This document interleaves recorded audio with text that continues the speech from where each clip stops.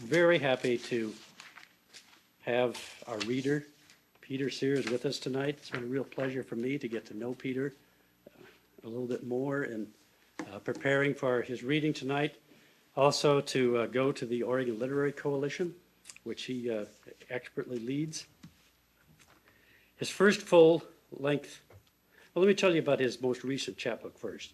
His most recent chapbook is Luge, and this came out in June of 2008. And his next full-length collection, Green Diver, is due out next fall. Earlier collections contain poems from a wide range of publications, including the Saturday Review, Rolling Stone, Field, The Atlantic. The Brink, his previous book, was named this year as one of Oregon's 150 best books by the Oregon State Library.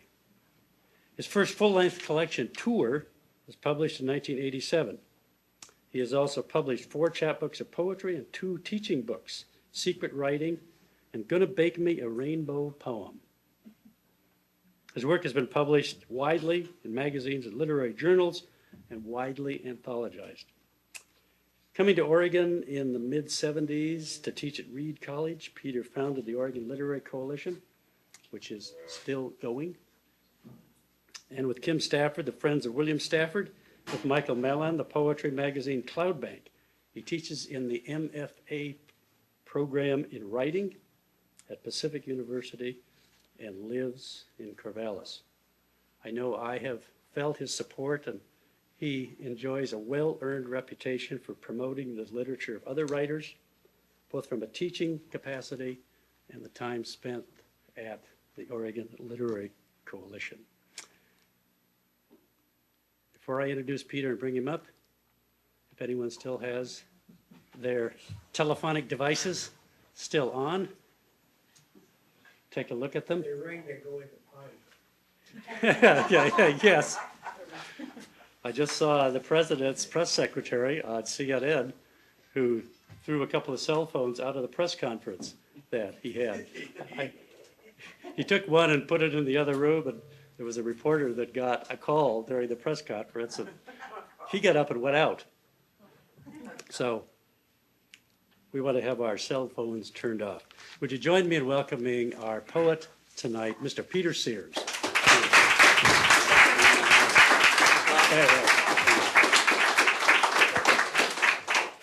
Hi, everybody. Thanks for coming out tonight. It's a tough one, but, spring doesn't really start until July 4th, so we don't have great expectations. Maybe the 5th, when the kids go back to school. Right. I'm going to read from series books. It's kind of a retrospective, the way painters do now and then. And I'm going to read first from Tour. Came out in 86, 87. I want to thank the city of Milwaukie for their support, and also thank Tom and his colleagues. It's awfully nice here, especially the cookies and the coffee, nice restroom, and even driving around all the time. It's quite wonderful. This was my first book after a series of chapbooks. This is the lead poem in it. Some nice idealism of youth. Bike run. Old summers would begin, wearing down the path again. The bike run that slit the hip-high field into long triangles. Hit the start, hard and standing, jump the rock gap, the gully, feet up for puddles in the middle. Slick along the packed sand and streak out the other end, leaning on the sky. And the breathless one inside you who wants to sleep in high grass. Tell him there's a path through, that you made the path through. Show him, tell him again, make him shout, I believe you. It's interesting about breathless, the breathless one inside you. Since I went through cancer and chemo, I know a lot now more about breathlessness than I did then. Then I meant it sort of poetically, but it's funny the way your poems come back at you. When Peter Elbow came for the first time to teach a writing workshop at Bard College years ago, I was there as the dean of students, and we all had to try to write a poem right on the spot. And you know how bad those poems can be. I mean, really bad. But I got something out of it. I'd already been working with some troubled students. And this is the poem I got out of it. To a young woman considering suicide. When everything you touch, you've already touched. You can't sleep, can't eat, can't even remember when you could. You go on living. When everywhere you are, you want to leave. It's so stupid, stupid not to go down with the sun, down with the leaves spiraling, down with the ducks pulled under by the muskrat waves. They don't roll in, they roll down and die. Even now, you go on living. Would you help me with my plant? See, it's not doing well at all. And out there in the snow, my friend's car is stuck. He needs a hand. What do you think? More light? A bigger pot? And what do I say to my child, to your child someday, if she goes out, as you have, under the long shadow? That poem, it comes off of a poem by Mark Strand, a long poem to his father, which is really a gorgeous poem. I just copied kind of the approach to it. It's a good way to work, you know, borrow what you can from other people.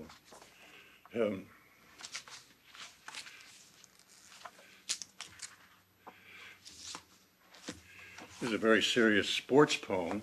I like to write sports poems. Night golf.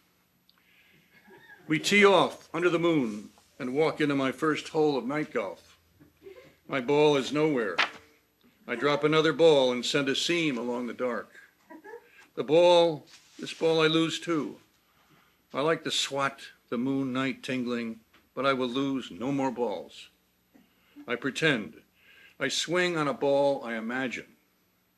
My friends stroll over and say, I am picking up the game fast. Thanks loads, I reply.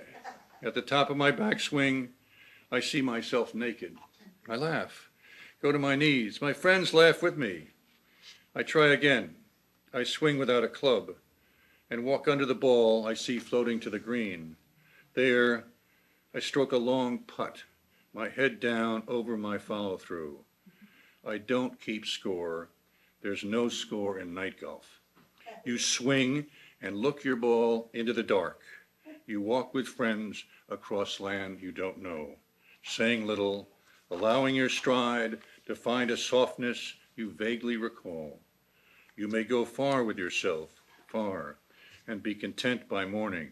If not, the day floats until the moon rises. There's a wonderful poem called Night Tennis by Tom Lux, which was played in the parking lot at Iowa at the Writers' Workshop, softened by snow. So I thought I'd just go to another sport. His was more for real, about throwing yourself across the net. I just thought it was much better to imagine things, you know.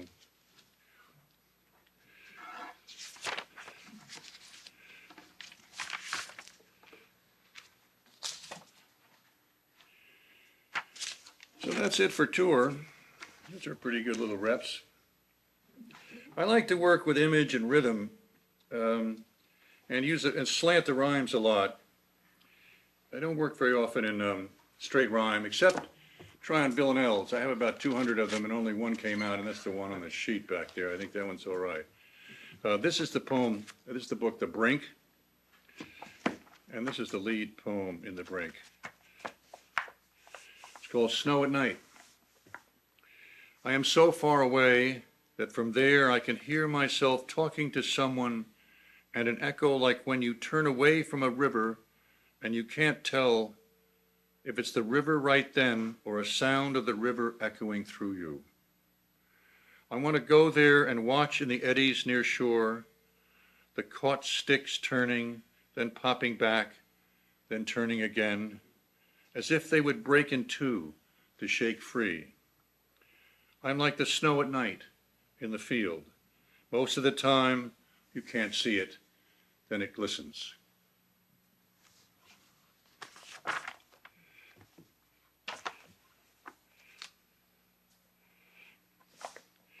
This next one is called Birds That Beat the Sky to Bits.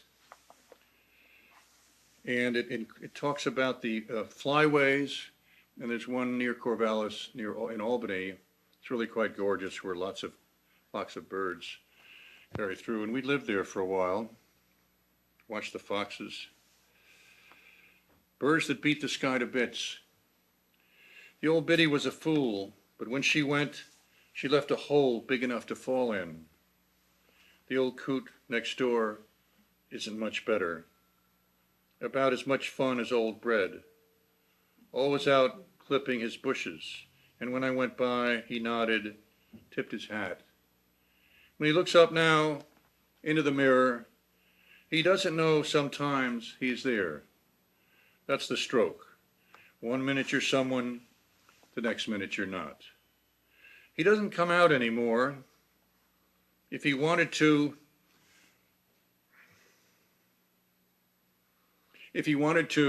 and stand by his bushes, I would stand with him.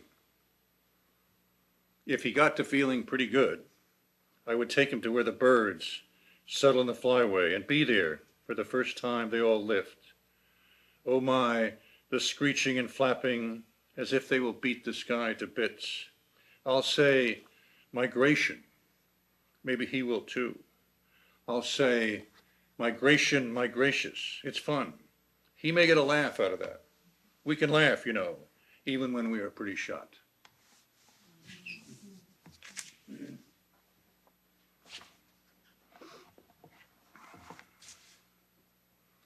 I'm working in a voice here where I'm trying to simulate a person beyond the stage of really caring whether they live or die. They've gone into a kind of a very particular limbo that I think is true for people as they approach the cusp, as it were. And I think it opens up the sensibility a little bit. It helped me because my poems became a little less muscular and kind of gritty and ironic. They became a little straighter and more vulnerable. At least I'd like to think so. This next one has been revised so much that it has a different typeface now, because I couldn't read the crossouts anymore, and my writing isn't legible. You know, this one is called Glint. This valley used to be an ocean floor. The two big stones, see them out there bending the light across the valley? They are so smooth, they must have rolled in the ocean for centuries. I sit on them, roll my hands over them, and pretend my words, when I speak out, go out across the valley. I sit and think about what I'm going to say. I find I don't have much to say. You would think that would get me down. It doesn't. I remember when I had lots to say. That felt good. But that was about wanting someone to listen. A stream passes in front of me on ground so flat, the stream makes no noise. It helps me think. It helps me not to think, too. I like to imagine the stream far away, coming miles across the valley, down first from the mountains, snow-capped year-round, mountains I see only now and then, as if, in daylight, they come down into the valley and then, during the night, pull away again. I would like to move like the mountains and like the stream, too. Even in mist, the stream has a glint to it. I wish I had a friend to talk with about this, even if we didn't talk.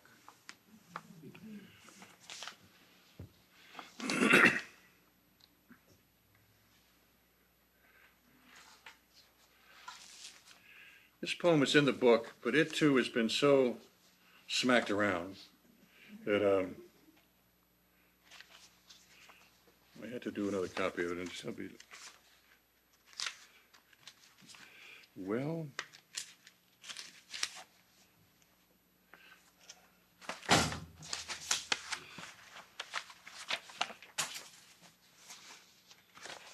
there it is.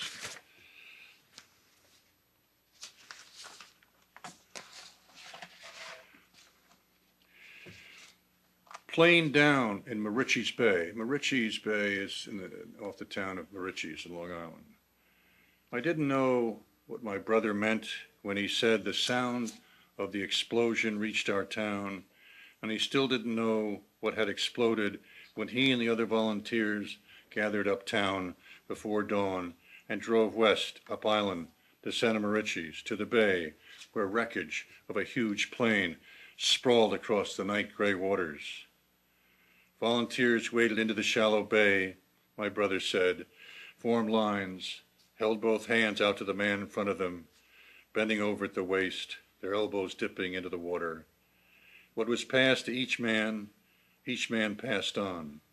A piece of fuselage, a piece of corpse, a broken lobster pot, long on the bottom. They stepped gently. All the volunteers said so. Some said there was too much debris in the water for the people's souls to rise off the bay. You do not look at the man in front of you. It was hard enough to keep your face quiet. What helped, the volunteers said, was to take deep breaths and let them out slowly across the water. A couple of young guys said they felt souls in the water. They were led back to shore. Now and then, the volunteers in the lines looked out across the bay to the inlet and out to the ocean where the sun was coming up. But not for long, for fear of not being ready when the man in front turned to them with something in his arms. That's the last poem in The Brink.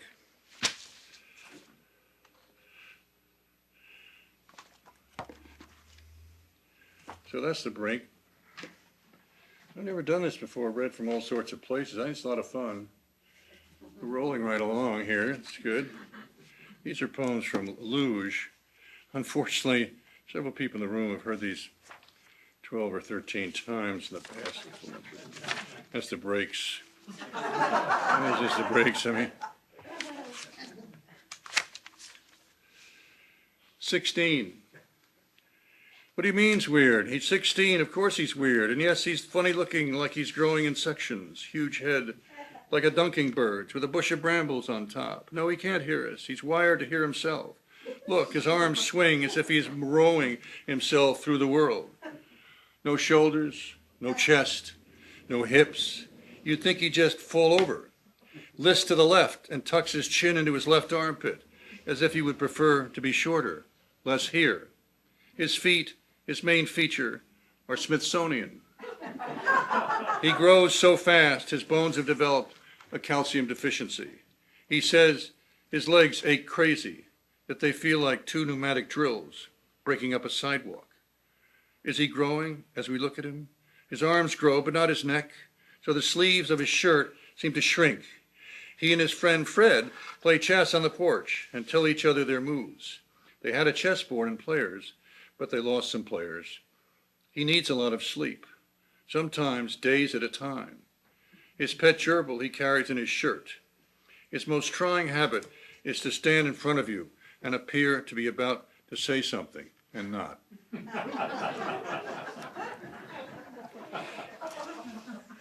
You know guys like this, right? They grow up to be famous people. You know. And you probably also know people who don't use chessboards to play chess. And those, you should be wary of them. They're really of a different order. They're very, very smart people. This is the title poem, Luge. And luge is a competition in the Olympics, downhill, And challenge. I love snow, long gone now from the valley, but still patching and striping the Cascade Mountains, and beyond the front range, the white triangle of three-fingered Jack shining. Makes me want to try out for luge. They hold tryouts around the country. Who knows? There might be a senior circuit. I love the high banking in the turns, as if the luge is going to shoot off the track.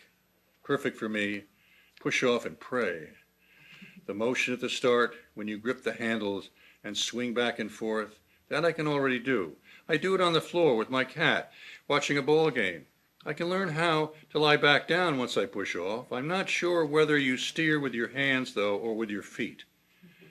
How do you hold on, though, through the tunnel racket and see where you're going? If you look up, you lose speed. If you don't look up, you could go over a bank into a tree. Then again, if you have to go, it's not a bad way. As long as you're go all the way out. Otherwise, you're farmed out to a faux old country club. You are the third guy in the second row of rockers on the front porch, rocking gently. There are speed limits. But you are no troublemaker. You take your meds smiling off the tray in your plastic cup, and you don't swear or do those mating calls anymore. Your baseball cap, you pull it down because your face has become a little pocky from too much sun as a kid. It looks like you walked in the wrong door of a tavern dart contest.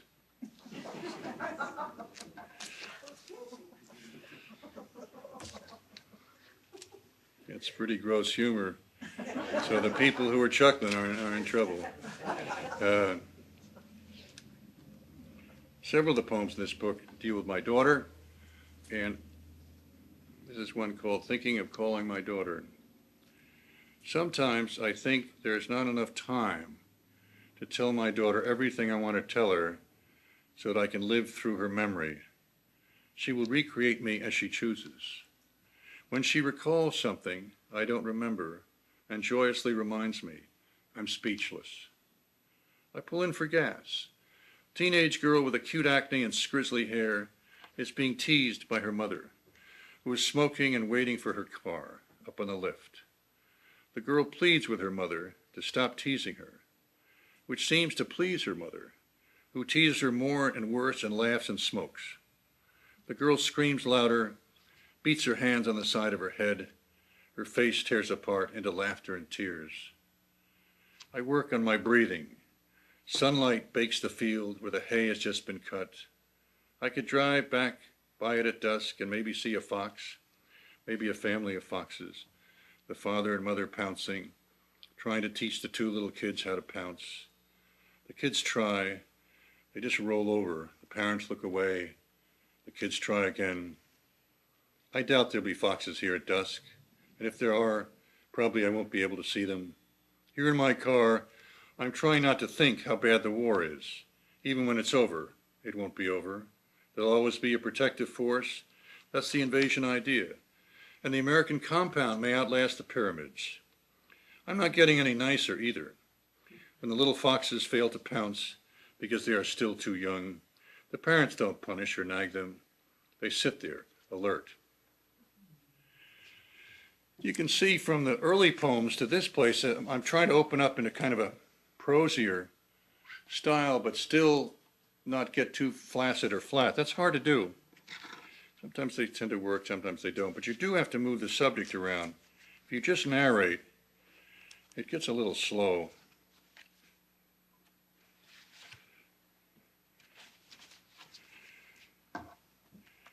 This poem is called Dream of Following, and I got the poem idea from David Romvet, who's a Wyoming poet. I am following my father and mother, following them, although I don't much like the idea, and I don't much like that the distance to them grows smaller, so small, I'm catching up to them. You'd think we'd have much to say to one another. We don't.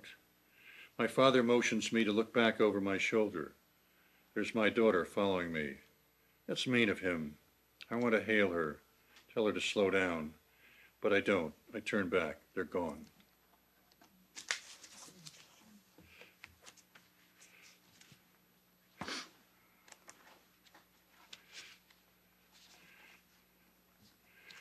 Late nap. I take a long, hot tub so that I can feel like a melon. I dry myself off and tingle like a coral reef. The lower sheet I pull up tight. I puff the pillows, lie on my back, stretch out my arms and legs. If I'm lucky, a breeze sweeps in sweet as silk.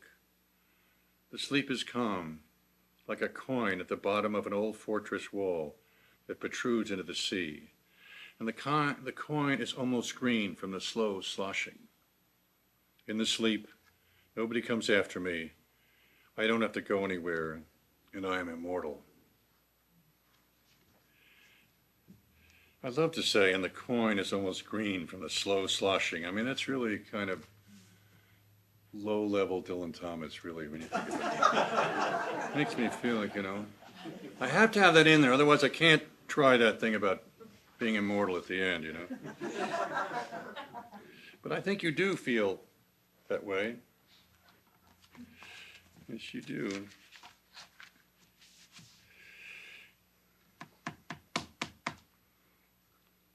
Dear Giant Squid, this is a fan letter. I don't care what the scientists say.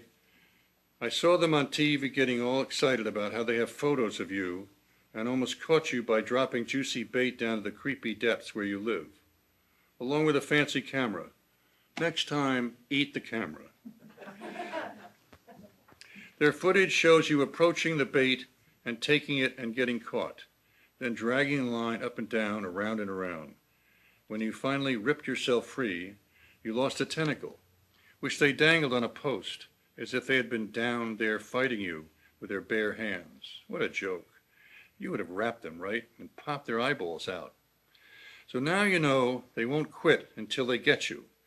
They will scrounge more money and more cameras and more bait and more boats, because that is the way humans are. Most of them, some of the time, and some of them all the time. So you'd better head down, way down, and don't wise off and try to take on some whale. A drawing in a book when I was a kid showed a whale as black as the black sea it dove down through, with its jaws open over most of the tentacles of a giant squid, just like you. And the whale's eyes right up next to the squid's eyes made me sick. I turned the page, then turned back. I couldn't help it. Those jaws closing on so many tentacles, about to chop them like so much spaghetti. That's how we humans are, bloodthirsty. Even when we are young and small and not so mean yet. There's a lot about us not to like. The scientists won't rest until they lift you breathless out of the water and lower you into a cage, take lots of measurements, speak in low, earnest voices to the eager public, and shake hands all around. Now that poem is now participating in a contest of what's called speculative and fantastic literature, and which I didn't know about, and at first I was making a lot of fun of it, but I stopped making fun of it when I heard that Billy Collins is one of the other finalists. So when I see Billy, which undoubtedly I'll see, well, I'll wish him best in the contest. If he doesn't walk away with it, I think we'll all be surprised. But anyway, he has a great light touch, but it's awfully nice to be included, because I wasn't out to write sci-fi. I mean, I just saw these TV shows about squids, you know, and I felt very strongly about it, and I had something to say to them. And I didn't know quite what to do, but I know that Allen Ginsberg wrote a poem and declared the Vietnam War over. So what the hell, I could at least write to a giant squid. And there's been more giant squid shows now, and they're even worse. They're even more deadly down in the Sea of Cortez. So I'm working on a sequel, and it's really, at this point, it's not very good. But that's okay, you know, you can't play the percentages.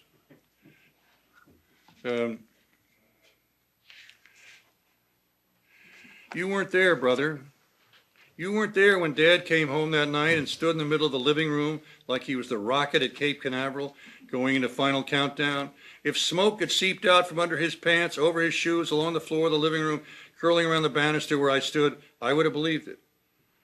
If I'd taken one step into the room, I probably would have stepped on an invisible down power line, electrocuted both of us. You're lucky you weren't there. I'm lucky you weren't there, because when you get afraid, you say crazy things, like the time you asked him, "Do you want to kill us?" Remember how we could hear his breathing through his teeth? Remember how his eyes got thin? This time he just stood there. Hours later, when he came back, he said nothing, as if it hadn't happened. That made me crazy. I wanted to hit him. Maybe that's what he wanted all along. It might have been all he needed. So that's enough of luge. We all have our, youths to grow up through. I'm going to read some poems from the book's coming out, Green Diver.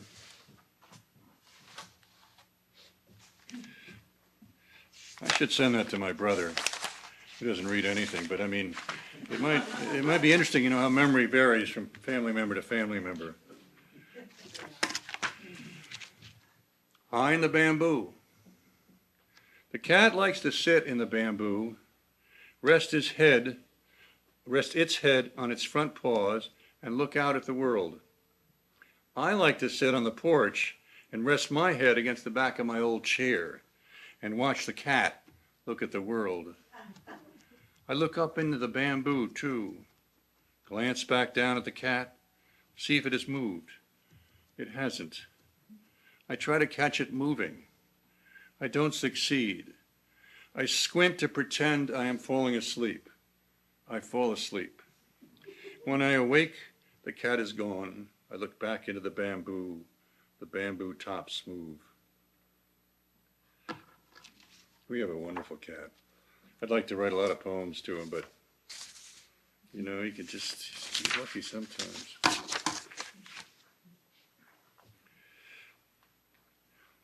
Worried sick in Klamath Falls. Do you know the place where the pelicans are? Have you ever been down there? You've seen a big lake? Pelicans are fabulous. When the pelicans come in for a landing, it leans back as if it's not sure.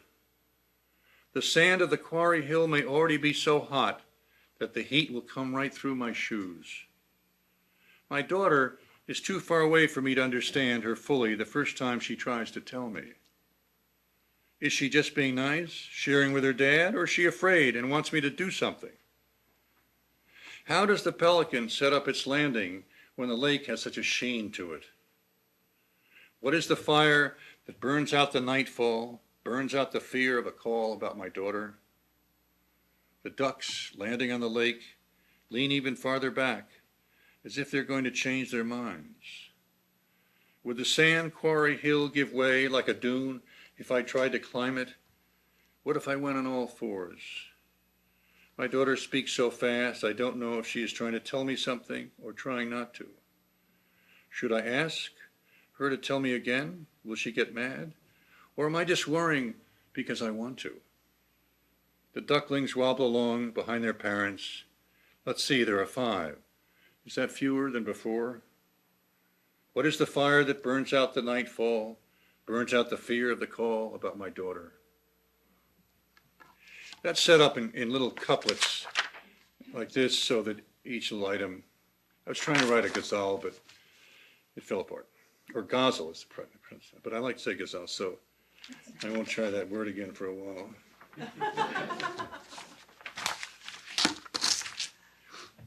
Chemo silver. Think of silver, liquid silver dripping into your veins from sacks dangling above your chair, like lungs breathing in, breathing out, while goldfish here in the chemo clinic aquarium pucker on the glass, and scented candles nauseate the room of tiny killings, benign cell, cancer cell, leaving your kidneys the chewed socks of God. O sperm of death, O sweet sweat of aluminum, you take my body from my being and make me a dirigible of fizz. Liquid silver, moon juice, I suck you in. Chemo limo, I ride you through the bends.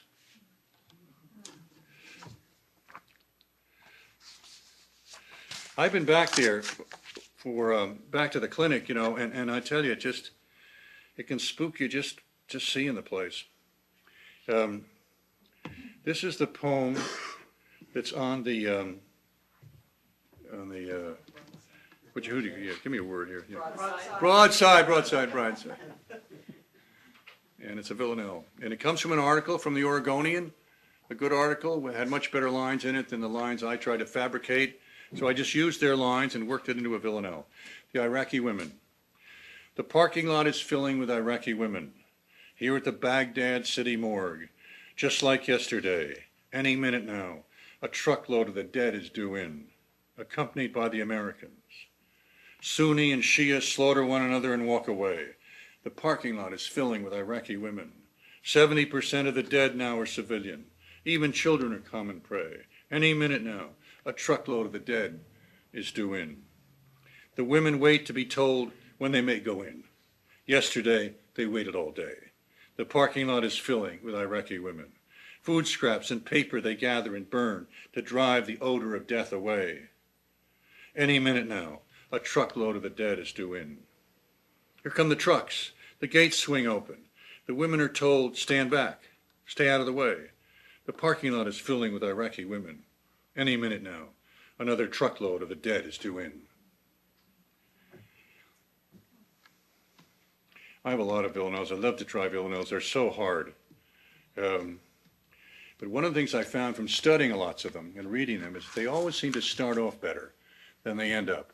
It seems as if the narrative item that opens the poem dissolves before the poem ends, and there's this form that you have to go all the way through.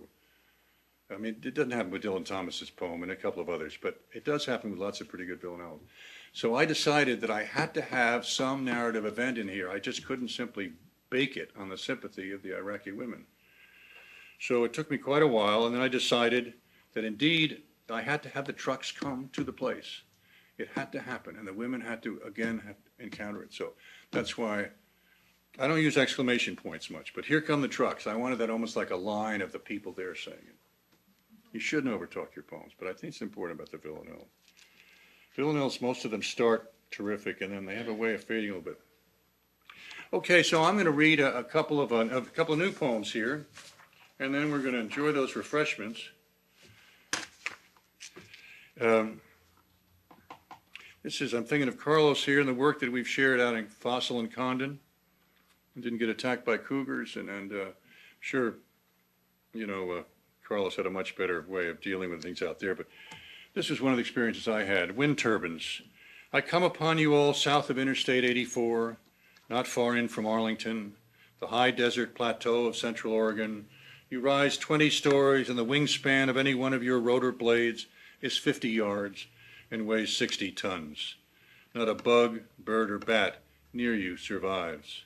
You march 6 or 7 at a time, south along Route 19 to Condon, your blades turning above wheat fields.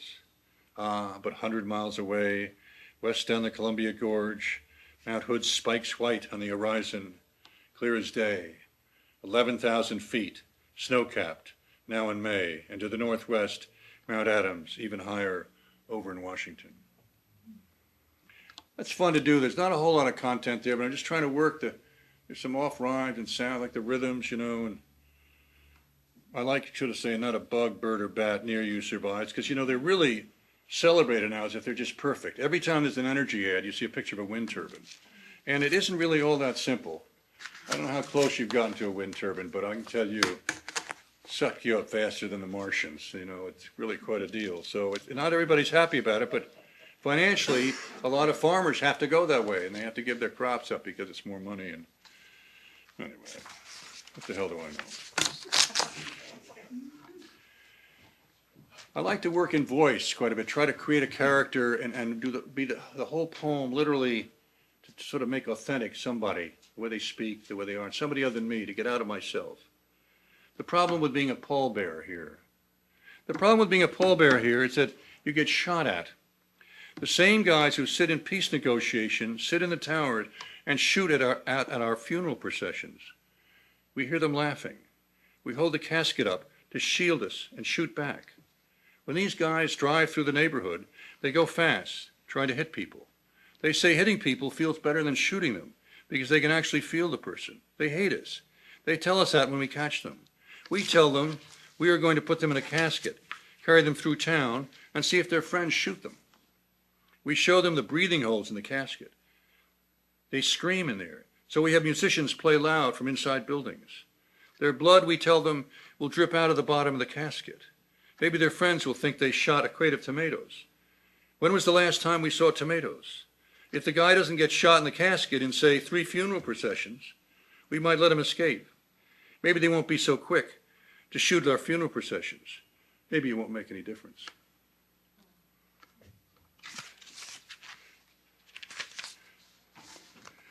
I've got 2 more here.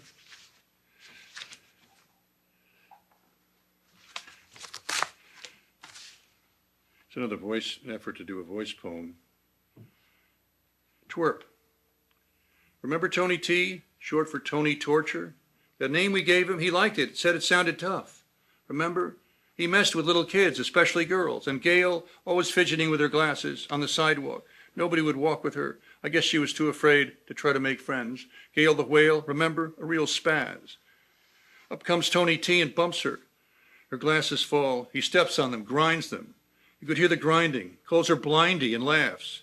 Up comes Twerp, always horning in and blabbing. You just want to pound him. With a running start, Twerp jumps on Tony T's shoulders, remember? Like, what's he going to do up there? Tony T swings round and around. Put him down, we yell. What does Tony T do? Spins faster, remember? They fall down, and Tony T pounds him. The next day, when we ask Twerp what happened, he points at his swollen lip as if he can't talk. Tony T struts around as if he had scared Twerp to death. Maybe he did. We asked Twerp. He points at his lip. It was pretty purple. In a couple of weeks, remember, he got sick. Pneumonia or something. Twerp had to stay inside his house for all the next year, our 6th grade year. Remember, they said he had to stay very quiet. Then he died. His funeral, remember? All the kids, their parents, the teachers came. Gail gets up, walks up front, and looks over at her parents, who nod to her. I was afraid she was going to drop her glasses or something. She was such a spaz. She puts her hands down flat at her sides, like this, and her head back, and says, "He was my king." The silence, you couldn't breathe, remember? So, this last one just disappeared. I mean, you can't do that to me. I mean, I'm really working on that to get the voice of the young guy telling his buddy what happened, because it's not something they have a way to remember, because it's too violent and too sad. This is a little lighter. Now, some of you in this room, I know, have done a lot of studies on what Odysseus did after he retired. It's a good new field of academic work. And I got one of the stories that I heard was, I got it out of the European tabloids, where he was fired from the espionage school in Greece, counter-espionage school, because he took a lot of graduate students in a special projects class, and they went into North Korea over Christmas, and he got them back out before New Year's. And they just thought, you know, the administration couldn't take that. So this is the real word. But even in Hades, they know how to talk turkey. Odysseus resents retirement. He storms around the house, throwing around brochures of Mediterranean cruises and declaring, "If you're not on the deck, but instead down in those decadent glitz rooms, how can you smell the shifts of wind?" Penelope, doing breathing exercise on the living room floor, and having recently talked him out of signing up for a Special Forces Reserve unit, sends him to a writing conference with 3 rules. He may not go around bare-chested or slaughter local livestock, and he must call home each evening. At registration, he admits he has no writing to hand in. Still, I insist on being in the memoir workshop. This time, I'll tell my own story. When advised that workshop placement is determined by staff, Odysseus says he is having Athena t-shirts flown in for everyone. "Athena who?" asks a staffer. Odysseus sighs. He brings no writing to class, but is enthusiastic. "I love everybody's writing, even the ghoulish tale of the 2 young girls who set out in a rowboat without oars and throw themselves overboard in a fit of self-pity." When asked, he quotes from the piece. When asked why he quotes from the piece, "The way the waves break on the shore like whispers." The screenwriting teacher, hearing him, declares, "With a voice like that, you could hail the gods." Odysseus replies, "I do, but do they listen?" And wanders off to what he calls the trees and wine, where as long as there is wind, there's someone to talk with. Staff and conference attendees glance at one another. The person Odysseus hangs out with calls herself Electrique. From her headstand on the main building porch, Electrique says to Odysseus, "Don't think about what you write, just pour it over your head." Odysseus replies, "You make me want to practice knife throwing." Electrique, coming to the evening reading, dressed, as she says, in the spirit of Panther, followed by Odysseus. After the reading, everyone gathers at the bar. Odysseus says, "The main reader read as if he was an official palace scribe." Electrique says he read to himself. Odysseus adds, "He did mention phantom pain, which I took to mean the pain of phantoms, and it's true that when they appear, they always seem to be in pain." "Mr. O, they're trying to close up the bar." The conference people, listening and writing things down, but pretending not to, get up to leave. Odysseus stands and says, "You know, phantom pain may be pain we can't identify because it's from a life before. So it's not available to us unless we visit Hades." "Hurry up, please, it's time," says the bartender, and everyone shovels about except Odysseus. "I tell you, there's a time before dawn when it's still dark. I wake up, I can't sleep, I walk around excited, as if there's a scrambling before the light." When I talk like this, Penelope tells me to double check my meds and not to eat before I go to bed. Odysseus never writes anything for the workshop, so no one expects him to take part in the student reading. He gets a hold of the sign-up sheet and places himself last, and Electrique in the middle. He doesn't want to follow Electrique. She reads too well. He places next to last a tone-deaf young man who shuns complete sentences, is into theory, will read too long, and if gonged, will become hostile and read much longer. By the time Odysseus steps up to the podium, the crowd is crazy happy. Odysseus says, I am trying to mix language, space, and water, and make sentences light enough to float across the water. They will float if they come from song. Even the postmodernists love this. Odysseus pours water over his head and sings. Electrique crouches in the main aisle. The crowd leaps up, and much damage ensues. The next morning, Odysseus apologizes. He writes a check and explains to the staff that he's been a bit unruly because I have long been into doing, not writing. Writing is doing, says Electrique. Tell me then, says Odysseus, do you think I have to understand what I'm going to write before I write it? Not at all, she replies. In my workshop class, Odysseus says, I really never knew how they felt about a piece. You know, even in Hades, they have to talk turkey. Put that on your evaluation, suggests the staffer. Odysseus sighs and looks out to the parking lot where people are hugging and loading up their cars. Turning to Electrique, Odysseus says, you know, it drives me a little nuts. This always yearning a little, not about anything in particular, just that nudge. So I spend much of my time looking around, picking up things and putting them down. I love it. I'd have it no other way. Thank you.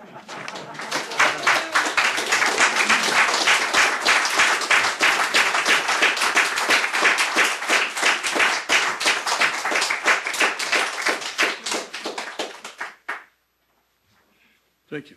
Tom, got some announcements here? Questions? Yeah, questions. They're gonna be What? asking you questions. Oh, yeah, I heard about it. Yeah. Questions and answers? Yeah.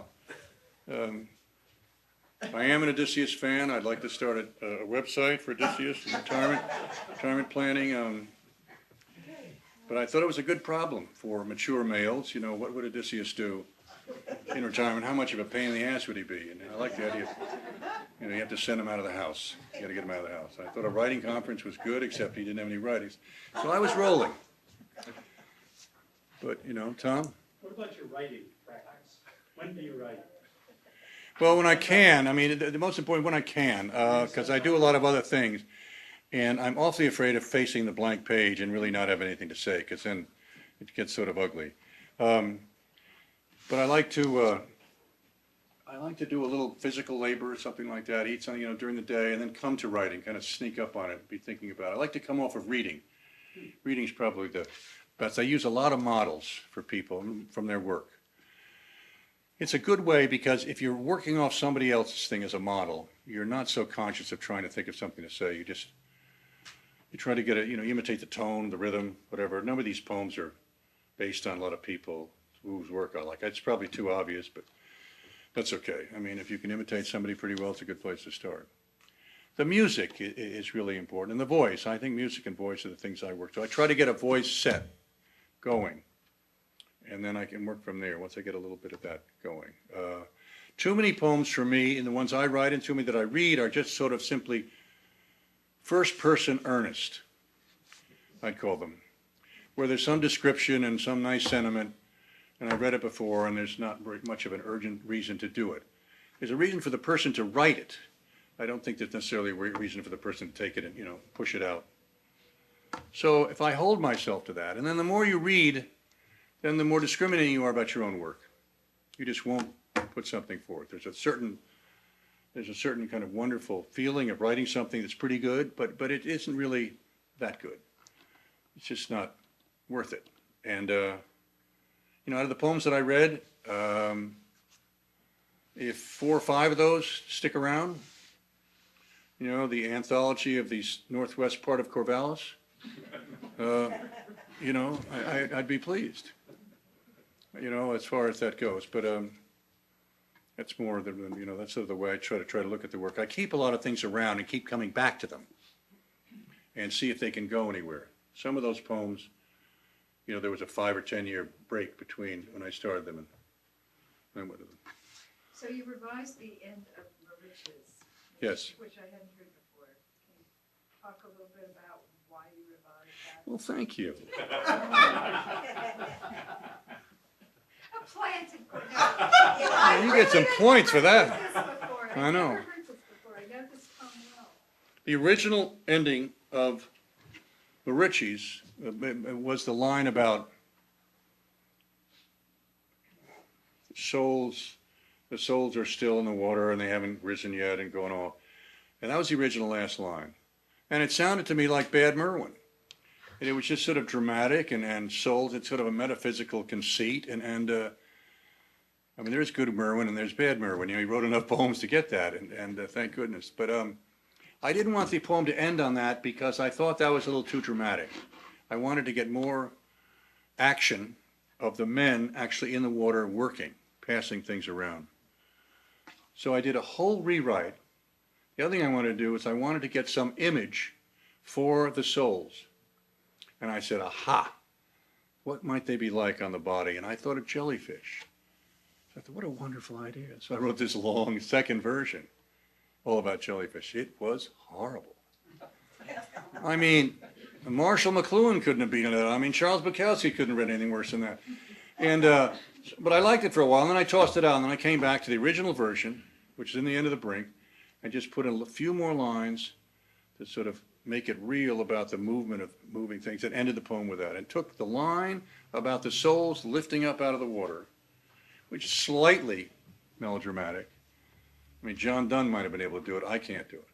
I took that and put it in the voice of somebody who was there, rather than my voice as the poet. I thought it was safer that way. I like it better.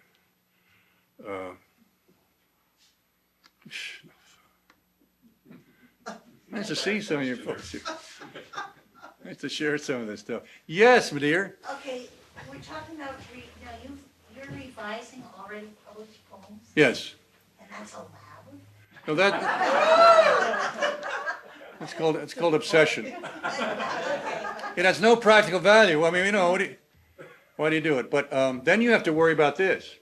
What if, like Wordsworth, you beat up your good poems and turn them into sort of, you know, homilies? I mean, you could really ruin them. You have to worry about that. You have to worry about making something so nice it's sort of like an old vase that you put up on the shelf and you don't even look at it. So there's a certain vitality in an early version. It has voice, it has movement. You have to be careful. But at the same time, it's more likely that you can write a pretty good version of something in a real rush, and it's not everything you can do. You indeed have more power in your soul and in your sense of language to add to that. And you can come back and just try it for a while. Just see if it can move a little bit more in different ways. And I assure you, it's probably one of the most difficult and gratifying things about writing poetry. I think it's really coming back and breaking through with a poem that's pretty good and making it into something that really you like. The hard part about it, though, is that very often what starts a poem, the impetus to a poem, is a wonderful thing, and you become quite loyal to it. And you want to stick to it. And indeed, the poem goes off in a somewhat different direction. Why? Because the act of writing and your subconscious, they interfere, they get going, and it goes off. And you have to be willing to move with what's on the page, rather than being totally loyal to what you started with. So those are all the sort of gives and takes, I think. I mean, I don't go around to the remaining copies of books and slop in, you know. No, I mean, what the hell, you know? I mean, they're up and gone. But for my reading copy, I do, yeah. I see it also with a lot of prose writers when they turn their pages and they have these little writings all over them. Thanks for the question. Great to be here. Thank you very much.